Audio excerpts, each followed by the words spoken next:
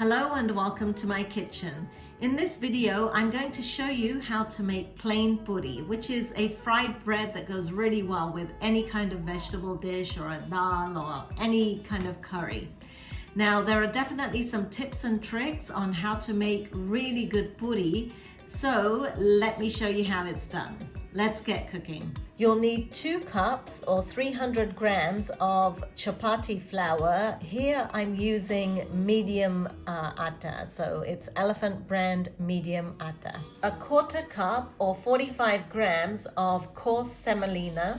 3 tablespoons of melted ghee. Now this ghee is homemade and I recommend you use homemade ghee. If you haven't seen my video on that, I'll post the link up above. 1½ teaspoons of salt, 2 tablespoons of milk, and 2/3 of a cup or 125 ml of boiling hot water. Mix the milk in with the hot water. Now my milk is cold, but my water is boiling hot, so this will make it kind of warm. So add the salt and the semolina to the chapati flour and mix that in really well. Then go ahead and add the ghee in. Now the reason I add ghee is because it's a tip that my mother gave me, and she said that when you add ghee to puri, the puri actually just tastes so much better. So there you go, there's a tip from my mom to you guys. Add ghee if you can, and if you're vegan, don't worry, you can add oil instead of the ghee, but if you're not, then definitely add the ghee.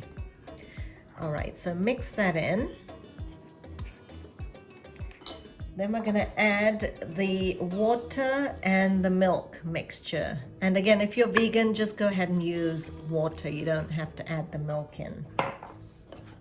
And you want to make this into a very stiff dough. You don't want the puri dough to be soft at all. Because if it's soft, then when you're rolling it, you're going to need to add flour. And when you're making puri, you're not supposed to add any flour. That's why we have to have a stiff dough when we're making puri. So make sure you knead this really well, mix everything in and make it a really good stiff dough.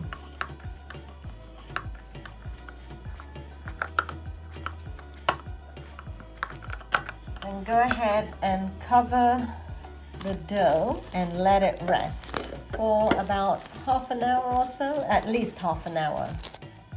So the dough's been sitting here for a good 3 to 4 hours, and what I'm going to do is unwrap it and give it a quick knead, and then I'm going to start making the balls to make the puri.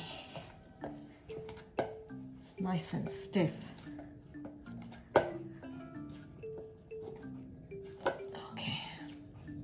Break a piece off and then just make small balls. So again, like in my other video, I'm just making like an inch tube and breaking off about an inch and making a small ball.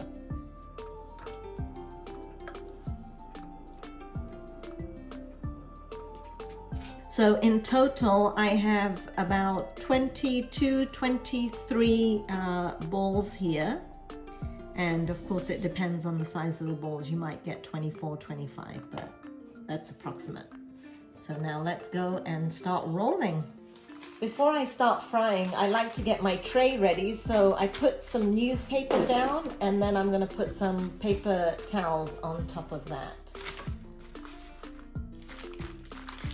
And here I'm using rapeseed oil to fry the puri, but it fries very well in sunflower oil or corn oil as well. You just want to make sure that you're using fresh oil when you're frying. All right, so I'm going to heat up my oil, and I have it set on the number 7. I want to make sure my oil is really hot before I start frying.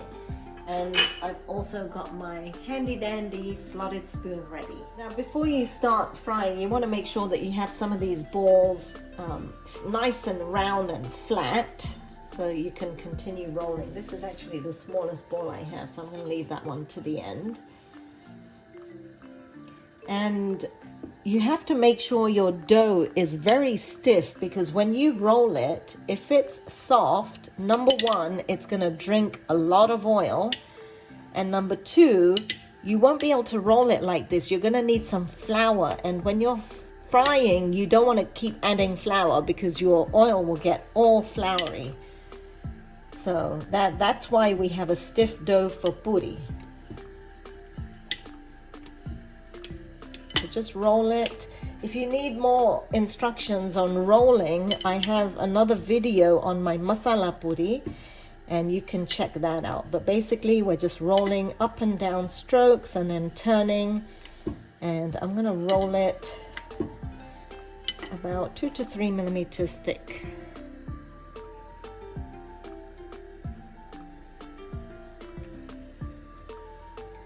So just continue to roll as many as you can while your oil heats up.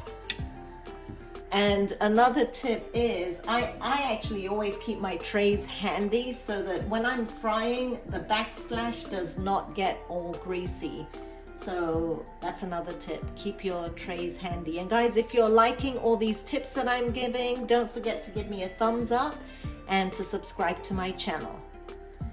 And now I'm going to test out to see if my oil is at temperature. So I've just got a small piece of dough from one of the balls, and I'm going to throw it in. And it's not 100% there yet because it took a little bit of time to get up, but it's getting very close. So I'll just give it another couple of minutes. Now don't forget, when you're rolling the puri, you've got to keep the top side up at all times. The only time you turn it around is when you throw it into the oil. You actually put it in with the top down. And I'll show you that when the oil comes to temperature.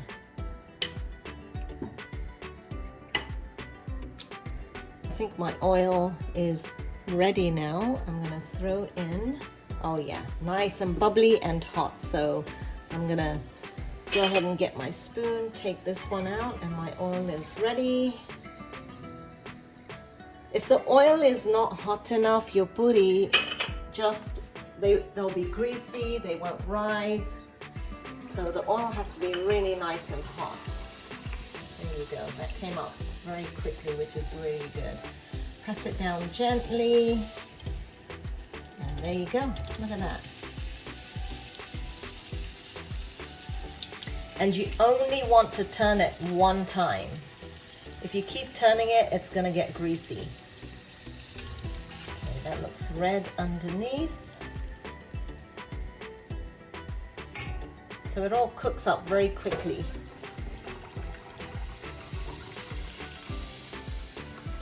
So when I pick up the puri, this is the top, and I flip it around and I slide it into the oil, and that's what you want to do. That's the only time you turn the puri around. And just give it a little push to encourage it to like rise into a lovely little ball like that. And then if you look from the side here, you can see that the bottom is getting brown, and that's all you're looking for. So about 15 to 20 seconds, if your oil is hot enough, should be enough.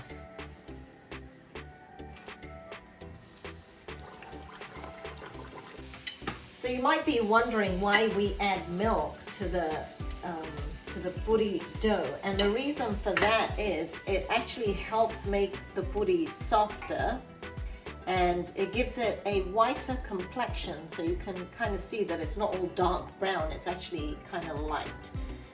And the reason we add semolina is because if we don't add semolina, the puri, when you eat it, it actually tastes a little bit doughy because it's just one plain flour. It's the same flour all across the board, whereas this gives it some texture and some character. It actually makes it slightly like crunchy as well. So definitely give this recipe a go.